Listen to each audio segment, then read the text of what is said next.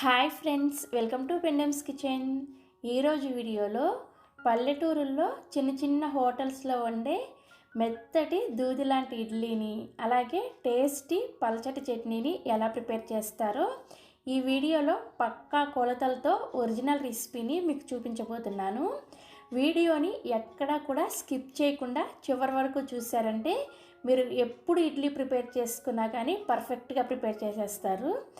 So ఇక ఏమాత్రం ఆలస్యం చేయకుండా పర్ఫెక్ట్గా ఈ ఇడ్లీని ఎలా ప్రిపేర్ చేసుకోవచ్చో వీడియోలోకి వెళ్ళి చూసేయండి. ఫస్ట్ మనం ఇడ్లీ పిండిని ప్రిపేర్ చేసుకోవడం కోసం ఇలా ఒక గిన్నెని తీసుకొని అందులోకి 1 కప్పు మినపగుళ్ళని వేసుకోండి. మినపగుళ్ళు మంచి క్వాలిటీ ఉన్నవి తీసుకున్నారంటే మీకు ఇడ్లీ అనేది చాలా బాగా వస్తాయి అన్నమాట. ఇందులోని నీళ్ళని పోసుకొని వీటిని కనీసం 2-3 సార్లు శుభ్రంగా కడగండి. ఇలా కడిగిన తర్వాత ఈ నీళ్ళన్నీ కూడా తీసేసి మళ్ళీ తిరిగి ఇందులోకి మంచినీళ్ళని పోసుకొని వీటిని కనీసం ఒక 3-4 గంటల సేపు నానబెట్టుకోవాలి. అంతకన్నా ఎక్కువ టైం నానబెట్టుకోవాల్సిన అవసరం ఏమీ లేదు. కనీసం 3 గంటలు అయితే సరిపోతుంది. ఇప్పుడు ఈ గిన్నెని పక్కన పెట్టేసి నెక్స్ట్ ఇంకొక గిన్నెని తీసుకొని మీరు ఇందాక ఏ కప్పుతో అయితే మినపగుళ్ళను వేసుకున్నారో అదే కప్పుతోటి 2 కప్పుల ఇడ్లీ రవ్వని వేసుకోండి. ఇక్కడ మీరు తీసుకునే ఇడ్లీ రవ్వ అనేది బాగా సన్నగా ఉండేది చూసి తీసుకోండి. అప్పుడే మీకు ఇడ్లీలు అనేవి బాగా మెత్తగా వస్తాయి అన్నమాట. ఇక్కడ నేను మీకు చూపిస్తున్నాను, చూసారా? ఇలా బాగా సన్నగా ఉండే రవ్వ అయితే మనకి పర్ఫెక్ట్ ఇడ్లీ అనేది రెడీ అవుతాయి. ఇక్కడ నేను ఎలాంటి బ్రాండ్ ఇడ్లీ రవ్వని వేసుకోవట్లేదు. నార్మల్గా మనకి సూపర్ మార్కెట్స్లో లేదంటే హోల్సేల్ షాప్స్లో లూజ్గా ఇడ్లీ రవ్వ దొరుకుతుంది కదా, అలా ఇడ్లీ రవ్వను తెచ్చుకొని ఆ ఇడ్లీ రవ్వనే వేసుకుంటున్నాను. మీరు కూడా చూసుకొని సన్నగా ఉండే ఇడ్లీ రవ్వని తెచ్చుకోండి. ఇందులో కూడా నీళ్ళని పోసుకొని ఇప్పుడు ఈ రవ్వ అనేది శుభ్రంగా క్లీన్ అవ్వడం కోసం ఇందులోకి జస్ట్ 1 టీ స్పూన్ అంతా ఉప్పుని వేసుకొని కలుపుకోండి. ఇలా ఉప్పుని వేసుకొని కలుపుకొని రవ్వను నానబెట్టుకున్నారంటే రవ్వలో ఉన్న మురికంతా కూడా చక్కగా నీళ్ళకి పైన తేలిపోతుంది అనమాట. రవ్వ మనకి తెల్లగా క్లీన్ అవుతుంది. ఈ రవ్వని కూడా ఒక 3-4 గంటల సేపు మినపగుళ్ళతో పాటే నానబెట్టుకోవాలి. సో నేను ఇక్కడ మినపగుళ్ళు ఒక 4 గంటల సేపు నానబెట్టుకున్న తర్వాత మీకు చూపిస్తున్నాను, చూసారా? మనకి చక్కగా నానిపోయాయి.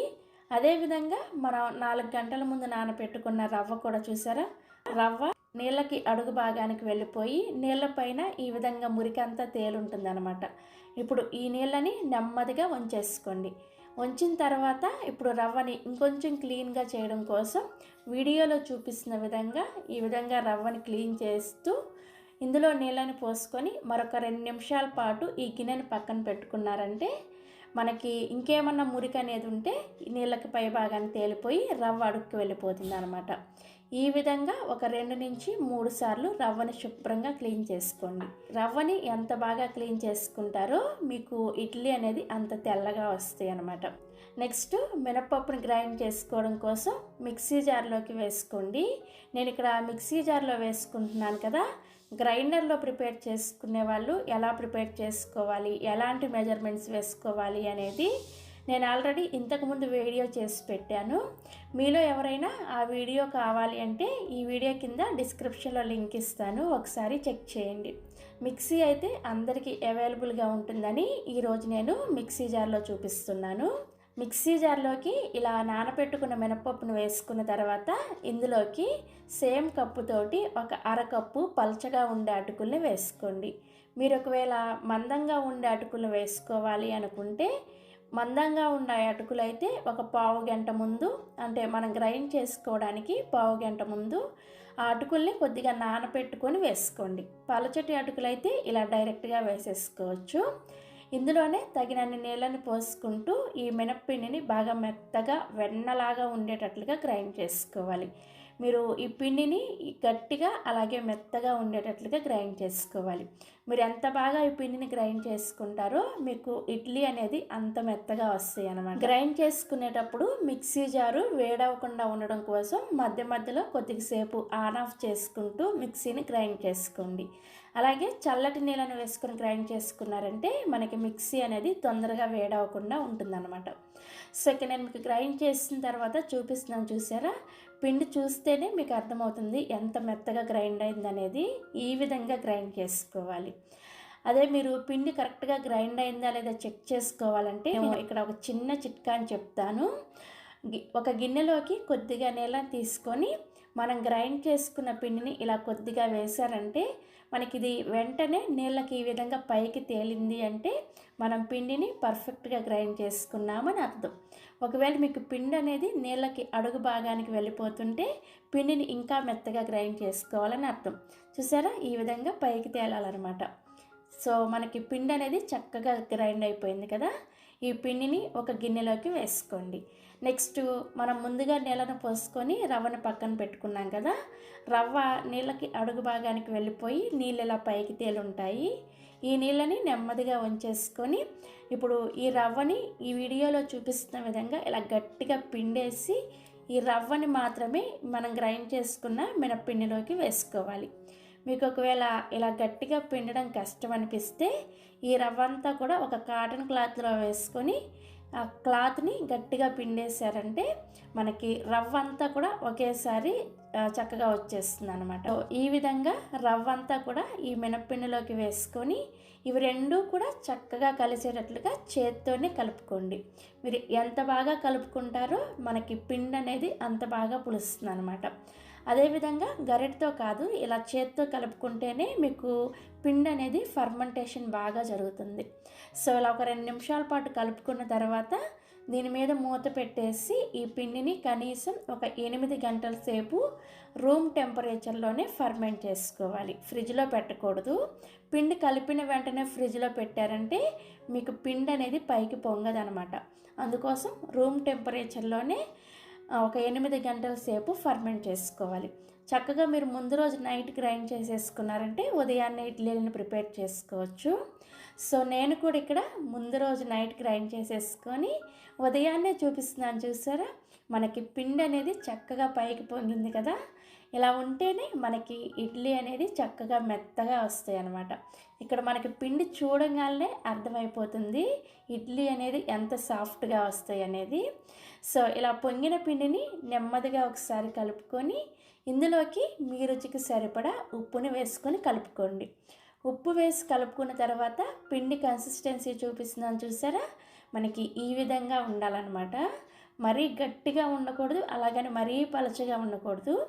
ఈ విధంగా పర్ఫెక్ట్గా కన్సిస్టెన్సీని రెడీ చేసుకోండి. సో మనకి ఇడ్లీ పిండి రెడీ అయిపోయింది. ఇప్పుడు హోటల్స్లో చేసే పెద్ద పెద్ద ఇడ్లీ రావడం కోసం ఇడ్లీ ప్లేట్ అని ఒకసారి నీళ్ళతో తడి చేసుకొని దీని మీద ఒక కాటన్ క్లాత్ని తీసుకొని దాన్ని కూడా నీళ్ళల్లో ముంచేసి గట్టిగా పిండేసి నీళ్ళన్నీ కూడా పిండేసి ఈ ఇడ్లీ ప్లేట్ మీద వేసుకోండి. ఇలా కాటన్ క్లాత్ని వేసుకొని మనం ఇడ్లీని ప్రిపేర్ చేసుకుంటే మనకు కూడా హోటల్స్లో వచ్చేలాగా పెద్ద పెద్ద ఇడ్లీలు రెడీ అవుతాయి అన్నమాట. సో ఇలా కాటన్ క్లాత్ని వేసుకొని మనం ప్రిపేర్ చేసుకున్న పిండిని ఈ విధంగా ఇడ్లీ ప్లేట్లలోకి వేసుకోండి. వేసుకొని గరిటతో ఇలా ఒకసారి ప్రెస్ చేశారంటే మనకి ఇడ్లీ అనేది చక్కగా వెడల్పుగా వస్తుంది అనమాట. ఇలా ఇడ్లీని వేసుకొని ఈ క్లాత్ని ఈ విధంగా కవర్ చేసేసి ఇడ్లీ స్టాండ్లోకి పెట్టుకోండి. మీ దగ్గర ఇలా కాటన్ క్లాత్ లేకపోతే కర్చీఫ్ అయినా సరే వేసుకోవచ్చు. మీరు నార్మల్గా ప్రిపేర్ చేసుకున్నా కానీ ఇడ్లీ సాఫ్ట్గానే వస్తాయి. కానీ పెద్ద పెద్ద ఇడ్లీలు ఇంకా సాఫ్ట్గా రావాలి అంటే ఈ విధంగా ప్రిపేర్ చేసుకోండి. సో ఇలా కావాల్సిన ప్లేట్లను అరేంజ్ చేసుకొని నేను ఇక్కడ ముందుగానే ఇడ్లీ పాత్రలోకి కొద్దిగా నీళ్ళను పోసుకొని మరిగించుకుంటున్నాను. ఆ నీళ్ళల్లోకి మనం రెడీ చేసుకున్న ఇడ్లీ స్టాండ్ని పెట్టుకొని మూత పెట్టేసి వీటిని ఒక 5 నిమిషాల పాటు మీడియం ఫ్లేమ్లో, అదేవిధంగా ఒక 3 నిమిషాల పాటు లో ఫ్లేమ్లో ఉడికించుకోవాలి. మొత్తానికి ఒక 8 నిమిషాల పాటు ఉడికించుకుంటే మనకి ఇడ్లీ అనేది రెడీ అయిపోతుంది. ఈ ఇడ్లీ ఉడికేలోపు మీకు ఇడ్లీలోకి హోటల్లో వాళ్ళు ప్రిపేర్ చేసే పల్చటి టేస్టీ చట్నీ రెసిపీని కూడా చూపిస్తాను. ఈ చట్నీని ప్రిపేర్ చేసుకోవడం కోసం స్టవ్ మీద ఇలా ఒక ప్యాన్ పెట్టుకొని అందులోకి 1 టీ స్పూన్ నూనెను వేసుకొని వేడి చేసుకోండి. నూనె వేడైన తర్వాత ఇందులోకి 1 కప్పు పల్లీలను వేసుకోండి. అలాగే మీరు తినే కారానికి తగ్గట్టుగా ఒక 7 నుంచి 8 పచ్చిమిర్చీలని ఇలా సగానికి ముక్కలుగా కట్ చేసుకొని వేసుకోండి. వీటిని లో టు మీడియం ఫ్లేమ్లో కలుపుకుంటూ మనకి ఈ పల్లీలు అలాగే పచ్చిమిర్చి అనేవి చక్కగా ఫ్రై అయ్యేంత వరకు ఫ్రై చేసుకోవాలి. సో మనకి ఈ పల్లీలు అలాగే పచ్చిమిర్చి ఇలా ఫ్రై అయిన తర్వాత ఇప్పుడు ఇందులోకి ఒక చిన్న ముక్క అల్లాన్ని వేసుకోండి. అల్లం మరీ ఎక్కువగా వేసుకోవద్దు, జస్ట్ 1 ఇంచు అల్లాన్ని వేసుకుంటే సరిపోతుంది. నెక్స్ట్ ఇందులోనే 2 వెల్లుల్లి రెబ్బలు అలాగే కొద్దిగా కొత్తిమీరని వేసుకోండి. ఇలా కొత్తిమీర వేసుకొని ఈ చట్నీని ప్రిపేర్ చేస్తే చాలా చాలా టేస్టీగా ఉంటుంది. సో కొత్తిమీర వేసిన తర్వాత జస్ట్ 1 నిమిషం పాటు ఫ్రై చేసుకుంటే సరిపోతుంది. ఎక్కువసేపు ఫ్రై చేసుకోవాల్సిన అవసరం ఏం లేదు. సో 1 నిమిషం తర్వాత చూస్తే మనకి ఇవి చక్కగా ఇలా ఫ్రై అయిపోయి ఉంటాయి కదా. ఇప్పుడు స్టవ్ ఆఫ్ చేసేసి వీటిని పూర్తిగా చల్లారనివ్వాలి. వేయించుకున్న పల్లీలు అలాగే కొత్తిమీర ఇవన్నీ కూడా పూర్తిగా చల్లారిన తర్వాత వీటిని మిక్సీ జార్లోకి వేసుకొని మీరు ఇందాక ఏ కప్పుతో అయితే పల్లీలను వేసుకున్నారో అదే కప్పుతోటి 1 కప్పు పచ్చి కొబ్బరి ముక్కల్ని వేసుకోండి. అలాగే అదే కప్పుతోటి 1 కప్పు పుట్నాల పప్పుని వేసుకోండి. వీటిని వేయించిన శనగపప్పు, చట్నీ పప్పు అని కూడా అంటారు. ఇలా పల్లీలని, కొబ్బరిని అలాగే ఈ పుట్నాల పప్పుని అన్నిటినీ ఒకే కొలతతో వేసుకొని ఈ చట్నీని ప్రిపేర్ చేసుకుంటే చట్నీ టేస్ట్ చాలా చాలా బాగుంటుంది. తర్వాత ఇందులోకి రుచికి సరిపడా ఉప్పుని అలాగే కొద్దిగా చింతపండుని వేసుకొని ఫస్ట్ నీళ్ళేమీ వేయకుండా వీటన్నింటిని కూడా కొంచెం కోర్సుగా గ్రైండ్ చేసుకోవాలి. సో ఇలా కొంచెం కోర్సుగా గ్రైండ్ చేసుకున్న తర్వాత ఇప్పుడు ఇందులోకి కొద్దిగా నీళ్ళని వేసుకుంటూ చట్నీ కన్సిస్టెన్సీ వచ్చేలాగా మెత్తగా గ్రైండ్ చేసుకోండి. సో చట్నీని గ్రైండ్ చేశాక చూపిస్తున్నాను. ఇలా కొంచెం గట్టిగా ఉండేటట్లుగా గ్రైండ్ చేసుకొని దీన్ని ఒక గిన్నెలోకి వేసుకోండి. ఇదే మిక్సీ జార్లో కొద్దిగా నీళ్ళను వేసుకొని ఈ చట్నీలో వేసుకొని కలుపుకోండి. ఇప్పుడు ఈ చట్నీకి తాలింపుని పెట్టుకోవడం కోసం స్టవ్ మీద సేమ్ ఇందాక మనం పల్లీలు వేయించుకున్నాం కదా అదే ప్యాన్ను పెట్టుకున్నాను. ఇందులోకి 1 టీ స్పూన్ నూనెను వేసుకొని వేడి చేసుకోండి. నూనె వేడైన తర్వాత ఇందులోనే 1 టీ స్పూన్ వరకు పోపు దినుసులను వేసుకోండి. మినప్పప్పు, శనగపప్పు, ఆవాలు, జీలకర్ర ఇవన్నీ కలిపేసి 1 టీ స్పూన్ వేసుకుంటే సరిపోతుంది. అలాగే 2 ఎండుమిర్చీలు కూడా ఇలా సగానికి ముక్కలుగా కట్ చేసుకొని వేసుకొని ఈ తాలింపుని అండ్ ఎండుమిర్చిని లో ఫ్లేమ్లో ఫ్రై చేసుకోవాలి. మనకి ఈ తాలింపు ఇలా చక్కగా ఫ్రై అయిన తర్వాత చివరిగా 1 రెమ్మ కరివేపాకును కూడా వేసుకొని ఫ్రై చేసుకొని మనం ముందుగా గ్రైండ్ చేసుకున్న చట్నీలో వేసుకొని కలుపుకున్నామంటే మనకి హోటల్ స్టైల్లో నోరూరించే చట్నీ అనేది రెడీ అయిపోతుంది. ఈ చట్నీని ఇలా ఇడ్లీలోకే కాకుండా దోశల్లో కానీ లేదంటే గారెల్లో కానీ వేసుకొని తింటే చాలా చాలా టేస్టీగా ఉంటాయి. తప్పకుండా ట్రై చేయండి. సో మనం ఈ చట్నీని ప్రిపేర్ చేసుకునే లోపు మనకి ఇడ్లీ కూడా చక్కగా ఉడికిపోయాయి. ఇడ్లీ పాత్ర మీద మూత తీసేసి మీ చేతిని ఒకసారి నీళ్ళతో తడి చేసుకొని ఒకసారి చెక్ చేసుకోండి. మీ చేతికి ఇడ్లీ ఏమి అంటుకోవట్లేదు అంటే మనకి ఇడ్లీ అనేది చక్కగా ఉడికిపోయినట్లే.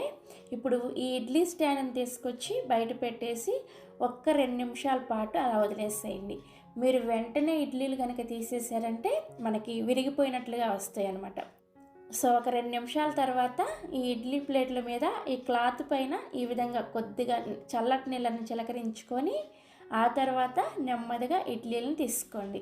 స్పూన్ కూడా అవసరం లేదు. మనం క్లాత్ని ఈ విధంగా అన్నామంటే చక్కగా ఇడ్లీ అనేది ఊడొచ్చేస్తాయి అన్నమాట. చూసారా చక్కగా ఇడ్లీ ఎంత బాగా వచ్చాయో? చూస్తుంటేనే మీకు అర్థమైపోతుంది కదా ఎంత సాఫ్ట్గా ఉన్నాయి అనేది. ఇలా ఇడ్లీ అన్నీ తీసుకొని సర్వింగ్ ప్లేట్లోకి తీసుకోండి. సర్వింగ్ ప్లేట్లోకి ఇలా ఇడ్లీని వేసుకొని మనం ప్రిపేర్ చేసుకున్న చట్నీ ఉంది కదా ఆ చట్నీని వేసుకొని చక్కగా ఇడ్లీని తినేసేయండి. చాలా చాలా చాలా టేస్టీగా ఉంటాయి. ఈ చట్నీ కాంబినేషన్లో ఇడ్లీని ఇలా మెత్తగా ప్రిపేర్ చేసుకున్నామంటే అలా తింటూ ఉండిపోతాము. ఎన్ని తింటున్నామో లెక్క లేకుండా తినేయచ్చు. సో ఇక్కడ మీకు చూస్తేనే ఇడ్లీ ఎంత సాఫ్ట్గా ఉంది అని అర్థమైపోతుంది కదా. ఇంక నేను చెప్పాల్సిన అవసరం ఏమీ లేదు. చాలా చాలా మృదువుగా వస్తాయి. మీరు ఎప్పుడు ఇడ్లీని ప్రిపేర్ చేసినా ఈ చిన్న చిన్న టిప్స్ని పాటిస్తూ ఇడ్లీని ప్రిపేర్ చేసుకోండి. చాలా బాగా వస్తాయి. సో మీరు కూడా ఈ పద్ధతిలో ఇడ్లీని ట్రై చేస్తారు కదా. ట్రై చేసిన తర్వాత మీకు ఇడ్లీ ఎలా వచ్చాయి అలాగే చట్నీ టేస్ట్ ఎలా ఉంది అనేది కూడా ఈ వీడియో కింద కామెంట్ సెక్షన్లో నాతో షేర్ చేసుకోండి. మిక్సీలో వేసిన పిండితో కూడా ఇలా పైనుంచి క్రిస్పీగా లోపల స్పాంజీ లాగా ఉండే గారెల్ని చాలా ఈజీగా ప్రిపేర్ చేసుకోవచ్చు. ఈ గారెల్ని ప్రిపేర్ చేయడానికి నేను ఇక్కడ ఒక 6 గంటల ముందే 1/2 కేజీ పొట్టు మినపప్పును నానబెట్టుకొని తీసుకున్నాను. మీరు ఈ పొట్టు మినపప్పు ప్లేస్లో నార్మల్గా యూస్ చేసుకునే మినపగుళ్ళు అయినా సరే తీసుకోవచ్చు. మీరు మినపగుళ్ళు తీసుకుంటే ఒక 3-4 గంటల సేపు నానబెట్టుకుంటే సరిపోతుంది. ఇలా పొట్టు ఉన్న మినపప్పు అయితే కనీసం ఒక 5-6 గంటల సేపు నానబెట్టుకోవాలి. ఇలా పొట్టు ఉన్న మినపప్పు అయితే గారెల రుచి అనేది చాలా చాలా బాగుంటుంది. ఇప్పుడు వీటిపైన ఉన్న పొట్టంతా కూడా తీసుకోండి. మినపప్పు బాగా నానిన తర్వాత చేత్తో ఇలా గట్టిగా ప్రెస్ చేస్తూ ఉన్నారంటే మనకి చాలా ఈజీగా ఈ పొట్టంతా కూడా వచ్చేస్తుంది. ఈ విధంగా మినప్పొట్టుని సపరేట్ చేసుకోండి. అయితే నేను ఇక్కడ మినప్పప్పు మీద ఉన్న పొట్టుని పూర్తిగా తీయలేదు. ఒక 10% పొట్టుని అలానే ఉంచేసాను అనమాట. ఇలా కొంచెం పొట్టు ఉంచుకొని గారెల్ని ప్రిపేర్ చేసుకున్నారంటే చాలా చాలా రుచిగా ఉంటాయి. మీరు కావాలంటే మొత్తం పొట్టుని కూడా తీసేసుకోవచ్చు. ఇప్పుడు ఈ మినప్పప్పుని మిక్సీ జార్లోకి వేసుకొని ఇందులోకి రుచికి సరిపడా ఉప్పుని వేసుకోండి. అండ్ అలానే 2 ఇంచుల దాకా అల్లాన్ని, ఒక 2 నుంచి 3 వరకు పచ్చిమిర్చి, 2 టేబుల్ స్పూన్ల దాకా నీళ్ళని వేసుకొని బాగా మెత్తగా గ్రైండ్ చేసుకోవాలి. మీరు ఈ పిండిని గ్రైండ్ చేసుకోవడానికి ఎక్కువ నీళ్ళని వేసుకోకూడదు. ఎంత వీలైతే అంత తక్కువ నీళ్ళని వేసుకొని పిండిని గట్టిగా గ్రైండ్ చేసుకోవాలి. సో ఇక్కడ నేను మీకు గ్రైండ్ చేసిన తర్వాత చూపిస్తున్నాను, చూసారా? మనకి కన్సిస్టెన్సీ అనేది ఈ విధంగా ఉండాలన్నమాట. మీరు పిండిలో మరీ ఎక్కువగా నీళ్ళను వేసుకొని గ్రైండ్ చేసుకున్నారంటే పిండి అనేది పలచనైపోయిందంటే మీకు గారెల షేప్ అనేది సరిగా రాదనమాట. సో ఈ విధంగా గ్రైండ్ చేసుకున్న పిండిని ఒక గిన్నెలోకి వేసుకొని దీని మీద మూత పెట్టేసి ఈ పిండిని ఒక అరగంట నుంచి గంట సేపు ఫ్రిడ్జ్లో పెట్టుకోండి. ఇలా పిండిని గ్రైండ్ చేసిన వెంటనే ఫ్రిడ్జ్లో పెట్టుకున్నారంటే మనకి పిండి అనేది చక్కగా స్టిఫ్గా తయారవుతుంది అనమాట. అప్పుడు గారెలు వేసుకున్నామంటే మనకి గారెలు అనేది చాలా పర్ఫెక్ట్గా వస్తాయి. సో నేను ఇక్కడ ఒక గంట సేపు పిండిని ఫ్రిడ్జ్లో పెట్టిన తర్వాత మీకు తీసి చూపిస్తున్నాను, చూడండి. మనకి పిండి ఇంతకుముందు గ్రైండ్ చేసుకున్న దానికంటే ఈ పిండి అనేది చూసారా కొంచెం ఇలా గట్టిగా అయి ఉంటుంది అనమాట.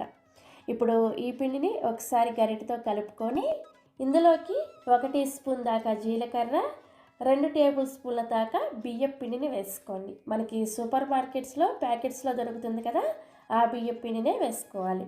ఇలా బియ్యం పిండి వేసుకోవడం వల్ల మనకి ఈ గారెలు అనేది చాలా క్రిస్పీగా వస్తాయి. అంతేకాకుండా పిండి అనేది మనకి పొరపాటున లూజ్ అయినా కూడా పిండి అనేది పర్ఫెక్ట్గా రెడీ అవుతుంది అనమాట. అలాగే ఇలా బియ్యం పిండిని వేసుకోవడం వల్ల మనకి ఈ గారెలు అనేది నూనె కూడా అస్సలు పీల్చవన్నమాట. సో ఇలా బియ్యం పిండిని వేసుకొని ఈ పిండిలో మనం వేసుకున్న జీలకర్ర బియ్యం పిండి అంతా కూడా చక్కగా కలిసేటట్లుగా ఒకే డైరెక్షన్లో కలుపుకోవాలి. పిండిని ఎలా పడితే అలా కాకుండా ఇలా ఒకే డైరెక్షన్లో కనీసం ఒక 3 నుంచి 4 నిమిషాల పాటు బాగా కలుపుకోవాలి.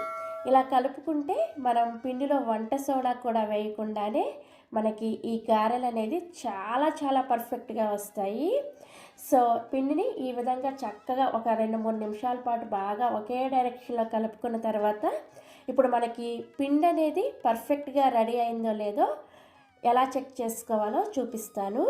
ఫస్ట్ ఒక గిన్నెలో కానీ లేదంటే ఇలా ఒక కప్పులో కానీ కొద్దిగా నీళ్ళని తీసుకొని మీరు బాగా కలుపుకున్న పిండిలో నుంచి కొద్దిగా పిండి ముద్దను తీసి ఈ నీళ్ళల్లోకి ఈ విధంగా వేసుకున్నారనుకోండి, మనకి పిండి అనేది వెంటనే ఈ నీళ్ళకు పైన ఈ విధంగా తేలాలన్నమాట.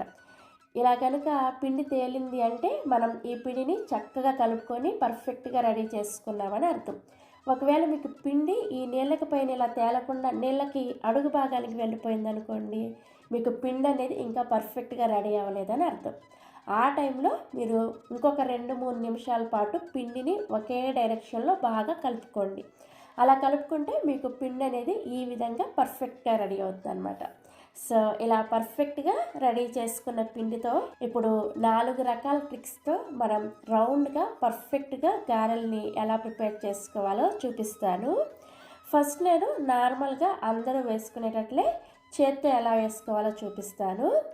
ఈ గారెల్ని చేత్తో వేసుకోవడం కోసం ఒక గిన్నెలోకి కొద్దిగా నీళ్ళని తీసుకొని మీ చేతిని ఒకసారి నీళ్ళతో తడి చేసుకొని మనం ప్రిపేర్ చేసుకున్న పిండిలో నుంచి ఇలా కొంచెం పిండిని తీసుకొని ఈ పిండిని ఫస్ట్ రౌండ్ బాల్ లాగా ప్రిపేర్ చేసుకోవాలి. ఇలా రౌండ్ బాల్ లాగా ప్రిపేర్ చేసుకున్న తర్వాత చేత్తోనే ఈ విధంగా కొంచెం ప్రెస్ చేస్తూ మధ్యలో ఇలా చక్కగా హోల్ పెట్టుకున్నారంటే మనకి పర్ఫెక్ట్గా గారె అనేది రెడీ అయిపోతుంది. సో ఇది కొంచెం ఎక్స్పీరియన్స్ ఉన్న వాళ్ళైతే ఇలా చక్కగా చేత్తో వేసేసుకోవచ్చు. అదే కొత్తగా ట్రై చేసే వాళ్ళైతే ఇక్కడ నేను మీకు ఒక 3 ఈజీ పద్ధతులను చూపిస్తాను. ఈ 3 పద్ధతిలో మీకు ఏది బాగా ఈజీగా అనిపిస్తే ఆ పద్ధతిలో గారెలు వేసుకోండి. ఇలా చేత్తో ప్రిపేర్ చేసుకున్న గారెల కంటే కూడా నేను ఇప్పుడు చూపించబోయే 3 పద్ధతుల్లో ఏదో ఒక పద్ధతిలో కనుక గారెలు వేసుకున్నారంటే చాలా పర్ఫెక్ట్గా రౌండ్గా వస్తాయి అన్నమాట. సో రెండవ పద్ధతి వచ్చేసి మీ ఇంట్లో ఏదో ఒక ప్లాస్టిక్ కవర్ ఉంటుంది కదా, ఆ ప్లాస్టిక్ కవర్ని తీసుకోండి. ప్లాస్టిక్ కవర్ని కొద్దిగా నీళ్ళతో తడి చేసుకొని ఈ పిండిలో నుంచి కొద్దిగా పిండి మొత్తం తీసుకొని ఫస్ట్ రౌండ్ బాల్ లాగా ప్రిపేర్ చేసుకోండి. తర్వాత ఈ ప్లాస్టిక్ కవర్ మీద ఈ రౌండ్ బాల్ని పెట్టి కొంచెం ఇలా వేళ్ళతో ప్రెస్ చేసుకొని మధ్యలోకి చక్కగా ఇలా హోల్ పెట్టేసుకొని ఇలా చక్కగా తీసేసుకొని నూనెలోకి వేసేసుకోవడమే. ఇలా ప్లాస్టిక్ కవరే కాకుండా మీరు కావాలంటే ఇదే విధంగా పాల ప్యాకెట్ కవర్ కానీ లేదంటే మనకి నూనె ప్యాకెట్ కవర్లు వస్తాయి కదా, ఆ నూనె ప్యాకెట్ కవర్ మీద కానీ అరిటాకు మీద కానీ ఇలా దేని మీదైనా సరే చక్కగా పర్ఫెక్ట్గా మీరు ఈ విధంగా గారెలు ప్రిపేర్ చేసుకోవచ్చు.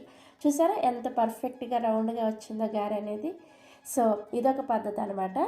నెక్స్ట్ నేను టీ స్టైనర్తో మనం గారెలు ఎలా వేసుకోవాలో చూపిస్తాను. ఈ టీ స్టైనర్తో అయితే కొత్తగా ట్రై చేసే వాళ్ళకి చాలా ఈజీగా ఉంటుంది. ఒక టీ స్టైనర్ని తీసుకొని ఫస్ట్ దీన్ని నీళ్ళతో కొంచెం తడి చేసుకోండి. మీరు ఏ పద్ధతిలో గారెలు వేసుకోవాలన్నా కానీ మీరు తీసుకున్న దాన్ని ఫస్ట్ ఇలా నీళ్ళతో తడి చేసుకోవాలి. అప్పుడే మీకు దీని నుంచి ఈజీగా గారె అనేది నూనెలోకి పడుతుంది అనమాట. సో ఇలా తడి చేసుకున్న తర్వాత పిండి ముద్దను తీసుకొని దీని మీద పెట్టేసి దీన్ని కొంచెం లైట్గా ఇలా ప్రెస్ చేసేసుకొని మధ్యలో చక్కగా ఇలా హోల్ పెట్టేసుకొని నూనెలోకి ఇలా నెమ్మదిగా వేసుకున్నారంటే మనకి పర్ఫెక్ట్ షేప్లో గారె అనేది చక్కగా వచ్చేస్తుంది. చూసారా ఎంత సింపుల్గా టీ స్టైనర్తో మనం గారెలు వేసుకోవచ్చు. నెక్స్ట్ మీకు 4వ పద్ధతిలో ఈ గారెల్ని ఎలా వేసుకోవాలో చూపిస్తాను. ఫస్ట్ మీరు ఒక హ్యాండ్ కర్చీఫ్ని తీసుకొని దాని మీద ఇలా ఏదైనా ఒక మీడియం సైజులో ఉండే ఒక బౌల్ని తీసుకోండి. ఆ బౌల్ని ఈ విధంగా వీడియోలో చూపించిన విధంగా ఇలా రివర్స్లో పెట్టుకొని ఈ కర్చీఫ్ని ఇలా చక్కగా టైట్గా కవర్ చేసేసుకోండి. ఈ అంతా కూడా కర్చీఫ్ని ఒక దగ్గరికి తెచ్చేసుకొని ఇలా టైట్గా కవర్ చేసేసుకున్న తర్వాత ఇప్పుడు ఈ గిన్నెకి ఈ పై భాగం ఉంది కదా, ఈ పై భాగం అంతా కూడా నీళ్ళతో చక్కగా తడి చేసుకోండి. సో ఇలా చక్కగా తడి చేసుకున్న తర్వాత మనం ప్రిపేర్ చేసుకున్న గారెల పిండిలో నుంచి కొద్దిగా పిండి ముద్దను తీసుకొని దాన్ని ఫస్ట్ రౌండ్ బాల్ లాగా ప్రిపేర్ చేసుకొని తర్వాత దీని మీద ఈ బాల్ని పెట్టేసి ఇలా చక్కగా రౌండ్ షేప్లో గారెని ప్రిపేర్ చేసుకొని మధ్యలో ఇలా హోల్ పెట్టుకొని నెమ్మదిగా నూనెలోకి వేసుకోండి. చాలా ఈజీగా ఉంది కదా, ఈ పద్ధతి అయితే చాలా పర్ఫెక్ట్గా వస్తుంది. సో ఈ 4 పద్ధతుల్లో ఏదో ఒక రకంగా మీరు గారెలు ప్రిపేర్ చేసుకోండి, చాలా రౌండ్ షేప్లో వస్తాయి. నేను ఇక్కడ చూపించిన 4 పద్ధతుల్లో మీకు ఏ పద్ధతి ఈజీగా అనిపించిందో కింద కామెంట్ సెక్షన్లో నాతో షేర్ చేసుకోవడం మర్చిపోవద్దు. సో గారెల్ని 4 పద్ధతుల్లో ఎలా ప్రిపేర్ చేసుకోవాలో చూసారు కదా. ఇప్పుడు గారెల్ని ఫ్రై చేసుకోవడం కోసం స్టవ్ మీద కడాయిలోకి డీప్ ఫ్రైకి సరిపడా నూనెను పోసుకొని వేడి చేసుకోండి. నూనె వేడైన తర్వాత మంటని మీడియం ఫ్లేమ్లోకి పెట్టుకొని ఇందాక నేను చూపించినట్లే మీకు ఏ పద్ధతి నచ్చితే ఆ పద్ధతిలో గారెల్ని నూనెలోకి నెమ్మదిగా వేసుకోండి. ఇలా హ్యాండ్ కర్చీఫ్ పద్ధతి కానీ లేదంటే టీ స్టైనర్ కానీ హ్యాండ్తో కానీ లేదంటే మనం నార్మల్గా ప్లాస్టిక్ కవర్ మీద కూడా వేసి చూపించాను కదా, అలా కానీ ఏ పద్ధతిలో వేసుకున్నా కానీ గారెలు చాలా పర్ఫెక్ట్గా రౌండ్గా వస్తాయి అన్నమాట. సో ఇలా గారెల్ని వేసుకొని మంటని మీడియం ఫ్లేమ్లోనే ఉంచుకొని ఈ గారెల్ని చక్కగా మంచిగా గోల్డెన్ కలర్ వచ్చేంత వరకు ఫ్రై చేసుకోవాలి. మీరు మంటని లో ఫ్లేమ్లో పెట్టుకొని ఫ్రై చేసుకుంటే గారెల నూనెని పీల్చేస్తాయన్నమాట. అదే హై ఫ్లేమ్లో పెట్టుకున్నారంటే ఈ గారెల పైన చక్కగానే రంగు వస్తాయి కానీ లోపల పచ్చి పచ్చిగా పిండిలాగా ఉండిపోతాయి అన్నమాట. అందుకని మీడియం ఫ్లేమ్లోనే చక్కగా ఈవెన్గా లోపల వరకు కూడా గారె అనేది ఉడికేంత వరకు ఫ్రై చేసుకోవాలి. సో ఇలా చక్కగా గారె ఉడికిన తర్వాత సర్వింగ్ ప్లేట్లోకి తీసుకోండి. చూసారా గారె అనేది ఎంత పర్ఫెక్ట్ షేప్లో ఎంత బాగా వచ్చిందో. దీంట్లో మనం వంట సోడా కూడా వేసుకోలేదు. అలాగే మిక్సీలో వేసిన పిండితో వేసిన గారె అనేది ఎంత పర్ఫెక్ట్గా వచ్చింది చూసారా. ఇదే విధంగా మిగిలిన పిండితో కూడా మీకు చక్కగా గారెలు వేసుకోండి. సో గారెలు చూసారా చక్కగా బూరెల్లాగా పొంగాయి కదా. సో ఇలా పర్ఫెక్ట్గా రౌండ్ షేప్లో క్రిస్పీగా చాలా రుచిగా ఉండే అల్లం గారెల్ని ప్రిపేర్ చేసుకొని చక్కగా పల్లీ చట్నీతో సర్వ్ చేసుకున్నారంటే చాలా చాలా టేస్టీగా ఉంటాయి. ఇక నేను మీకు ఒక గారెని తీసి చూపిస్తాను చూసారా, చాలా క్రిస్పీగా వచ్చింది కదా. అలాగే ఇక్కడ నేను గారెని తుంచి కూడా చూపిస్తున్నాను చూడండి. పైన క్రిస్పీగా లోపల స్పాంజీగా చాలా చాలా బాగా వచ్చాయి. చూసారా ఎంత పర్ఫెక్ట్గా మనం మిక్సీలో వేసిన పిండితో సోడా కూడా వేయకుండానే గారెల్ని ప్రిపేర్ చేసుకోవచ్చు. మీరు కూడా తప్పకుండా ఇక నేను చెప్పిన టిప్స్ పాటిస్తూ ఒక్కసారైనా సరే ఈ విధంగా గారెలు ప్రిపేర్ చేసుకొని చూడండి. మీకు 100కి 100% గారెలు అనేది పర్ఫెక్ట్గా వస్తాయి. అబ్బా మళ్ళీ ఉప్మానా అనే వాళ్ళు కూడా మళ్ళీ ఎప్పుడు ఉప్మా చేస్తావు అని అడుగుతారు, అంత టేస్టీగా ఉంటుంది. ఈ ఉప్మాని ప్రిపేర్ చేసుకోవడం కోసం స్టవ్ ఆన్ చేసి ఇలా ఒక కడాయిని పెట్టుకొని అందులోకి 1 గ్లాసు వరకు బొంబాయి రవ్వని వేసుకొని ఈ బొంబాయి రవ్వని లో టు మీడియం ఫ్లేమ్లో కలుపుకుంటూ జస్ట్ 1-2 నిమిషాల పాటు ఫ్రై చేసుకోండి. ఈ రవ్వ రంగు అనేది అస్సలు మారకూడదు, జస్ట్ మనకు కొంచెం వేడిగా అయితే సరిపోతుంది అనమాట. సో 1-2 నిమిషాల పాటు లో ఫ్లేమ్లో ఫ్రై చేసుకొని ఈ రవ్వని ఒక ప్లేట్లోకి వేసుకొని రెడీగా పక్కన పెట్టుకోండి. నెక్స్ట్ అదే కడాయిని స్టవ్ మీద పెట్టుకొని అందులోకి ఒక 2 టేబుల్ స్పూన్ల దాకా నూనె వేసుకొని వేడి చేసుకోండి. నూనె వేడైన తర్వాత ఒక గుప్పెడు వరకు పల్లీలను వేసుకొని ఈ పల్లీల్ని లో ఫ్లేమ్లో కలుపుకుంటూ 1-2 నిమిషాల పాటు ఫ్రై చేసుకోండి. ఈ పల్లీలు మనకి సగం వేగిన తర్వాత ఇందులోకి ఒక గుప్పెడు వరకు జీడిపప్పులను కూడా వేసుకొని ఈ జీడిపప్పుని 1 నిమిషం పాటు ఫ్రై చేసుకొని నెక్స్ట్ ఇందులోకి 1 టీ స్పూన్ దాకా ఆవాలు, 1 టీ స్పూన్ దాకా మినపగుళ్ళు, 1 టీ స్పూన్ దాకా పచ్చిశనగపప్పు, 1/2 టీ స్పూన్ దాకా జీలకర్ర ఇవన్నీ వేసుకొని ఈ పప్పుల్ని లో ఫ్లేమ్లోనే కొద్దిగా లైట్గా రంగు మారేంత వరకు వేయించుకోండి. సో ఈ పప్పులన్నీ కూడా ఇలా చక్కగా రంగు మారిన తర్వాత ఇప్పుడు ఇందులోకి 2 పచ్చిమిర్చిని ఇలా బాగా చిన్న చిన్న ముక్కలుగా కట్ చేసుకొని వేసుకోండి. నెక్స్ట్ ఇందులోనే 1 ఇంచి అల్లాన్ని పైన తొక్క తీసేసి ఇలా చిన్న ముక్కలుగా కట్ చేసుకొని వేసుకోండి.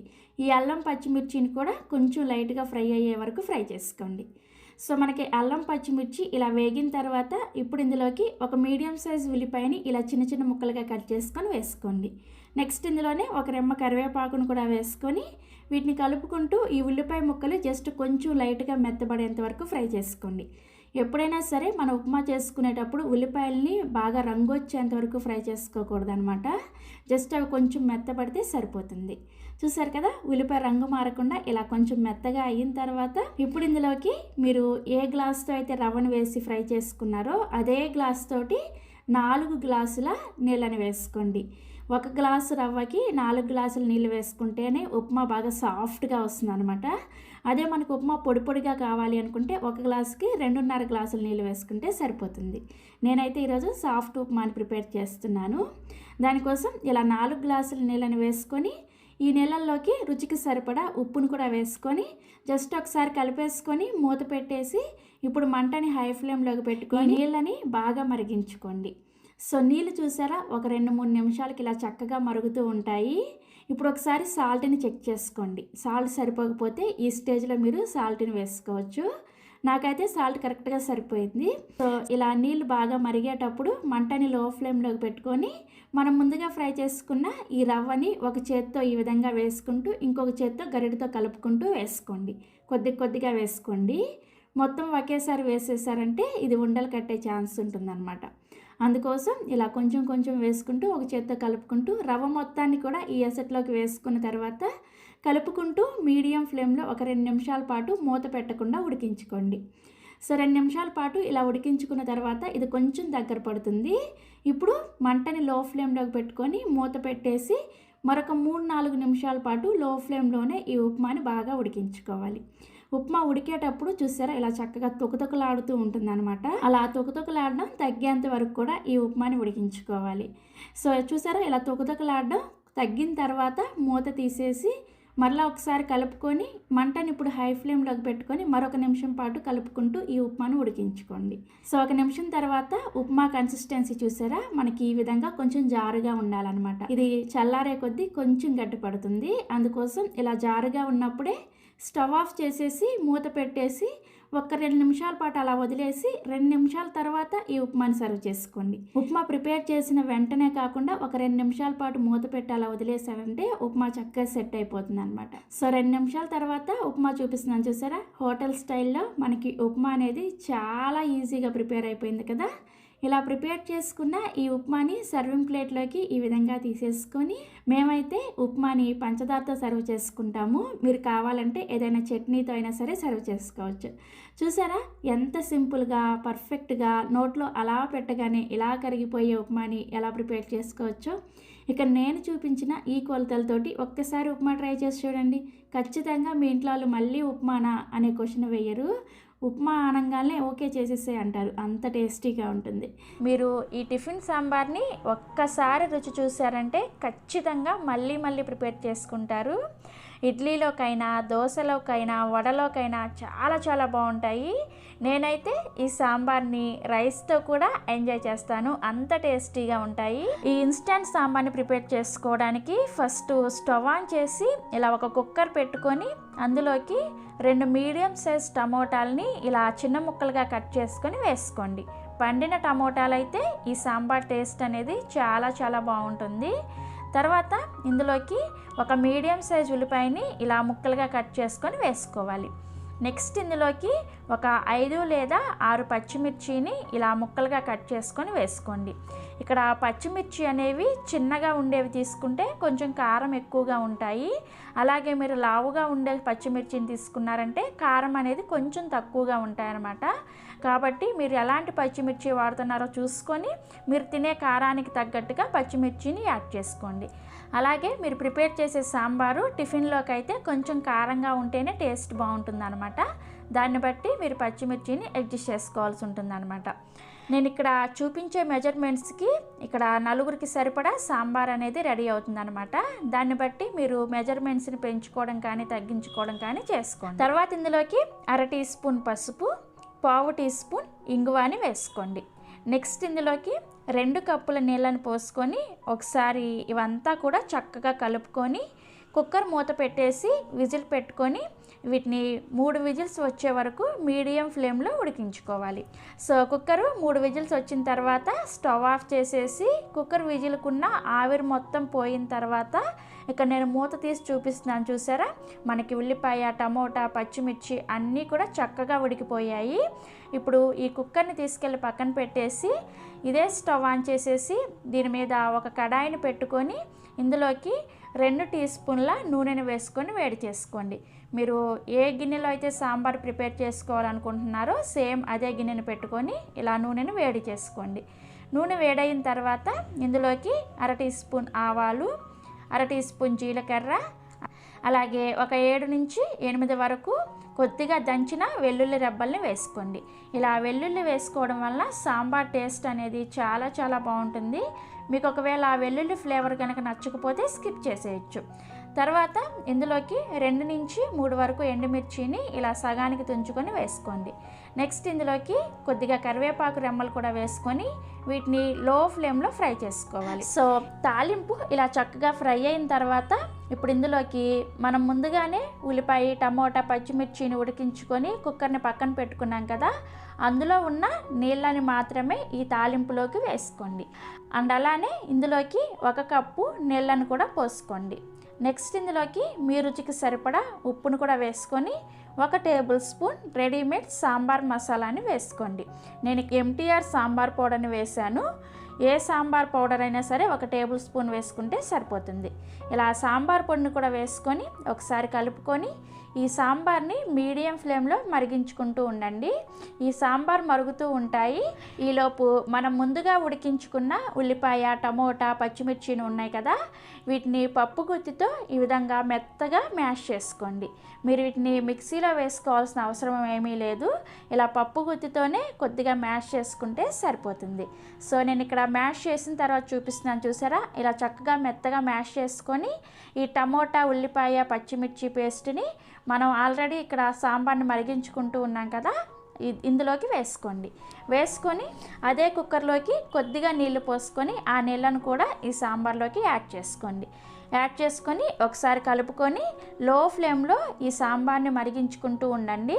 ఈ సాంబార్ మరుగుతూ ఉంటాయి. ఇప్పుడు ఒక చిన్న బౌల్ తీసుకొని అందులోకి 1 టేబుల్ స్పూన్ శనగపిండిని వేసుకోండి. అలాగే ఇందులోకి ఒక అరకప్పు నీళ్ళను కూడా పోసుకొని ఈ శనగపిండిలో ఉండలేమీ లేకుండా చక్కగా కలుపుకోవాలి. ఇలా శనగపిండి నీళ్ళని వేసుకోవడం వలన మనం చేసుకోబోయే సాంబార్ అనేది కన్సిస్టెన్సీ చాలా పర్ఫెక్ట్గా వస్తుంది అనమాట. అంటే కొంచెం చిక్కగా అవుతాయి అన్నమాట. మనం ఇలా శనగపిండి నీళ్ళు వేసుకోకపోతే సాంబార్ అనేది పలుచగా ఉంటాయి. సో అందుకోసమని మంచి టెక్స్చర్ కోసం ఈ విధంగా శనగపిండిని వేసుకోవాలి. ఇలా చక్కగా ఉండలు లేకుండా కలుపుకున్న తర్వాత ఈ శనగపిండి నీళ్ళని ఈ సాంబార్లోకి యాడ్ చేసుకొని ఒకసారి అంతా కూడా కలిసేటట్లు కలుపుకున్న తర్వాత వీటిని ఒక 5 నిమిషాల పాటు మీడియం ఫ్లేమ్లో ఉడికించుకోవాలి. సో నేను ఇక్కడ ఒక 5 నిమిషాల పాటు ఉడికించిన తర్వాత మీకు చూపిస్తున్నాను, చూసారా? సాంబార్ ఇలా చక్కగా మరుగుతూ ఉంటాయి. ఇప్పుడు ఉప్పు సరిపోయిందో లేదో ఒకసారి చెక్ చేసుకోండి. మీకు ఒకవేళ ఉప్పు ఏమైనా తక్కువ అనిపిస్తే ఇందులోకి యాడ్ చేసుకొని ఒకసారి కలుపుకున్న తర్వాత ఇప్పుడు ఫైనల్గా దీనిలోకి సన్నగా తరిగిన కొత్తిమీరను కూడా కొద్దిగా వేసుకొని ఒకసారి అంతా కూడా కలుపుకొని స్టవ్ ఆఫ్ చేసేసి వీటిని వేడిగా ఇడ్లీలోకి కానీ, దోశల్లోకి కానీ, లేదంటే రైస్, వడ ఇలా ఎందులోకైనా సర్వ్ చేసుకోండి. చాలా టేస్టీగా ఉంటాయి. నేనైతే ఈరోజు ఇడ్లీతో సర్వ్ చేశాను. ఈ ఇడ్లీ కూడా ఇన్స్టంట్ ప్రీమిక్స్ పౌడర్తో చేసిన ఇడ్లీనే, చాలా టేస్టీగా ఉన్నాయి. అలాగే మన ఛానల్లో ఇన్స్టంట్గా వడ ప్రీమిక్స్ పౌడర్ రెసిపీ కూడా ఉంది. అది కూడా ఎవరైనా చూడని వాళ్ళు ఉంటే అది కూడా డిస్క్రిప్షన్లో లింక్ ఇస్తాను, ఒకసారి చెక్ చేయండి. మీకు సాంబార్ చూస్తుంటేనే నోరు ఊరిపోతుంది కదా, తప్పకుండా మీరు కూడా ట్రై చేయండి. మీకు ఖచ్చితంగా రోడ్ సైడ్ టిఫిన్ బండ్ల మీద చేసే ఇన్స్టంట్ సాంబార్ రెసిపీ ఇంట్లోనే ఈజీగా చేసుకోవచ్చు. సో చూసారు కదా ఈ ఇన్స్టంట్ సాంబార్ని ఎలా ప్రిపేర్ చేసుకోవచ్చో. మీరు కూడా ట్రై చేసి మీ ఫీడ్బ్యాక్ని నాతో కామెంట్స్ రూపంలో షేర్ చేసుకోండి. అలాగే ఈ వీడియో కనుక మీకు నచ్చితే ఒక లైక్ చేసి మీ ఫ్రెండ్స్కి, రిలేటివ్స్కి కూడా షేర్ చేయండి. Thanks for watching.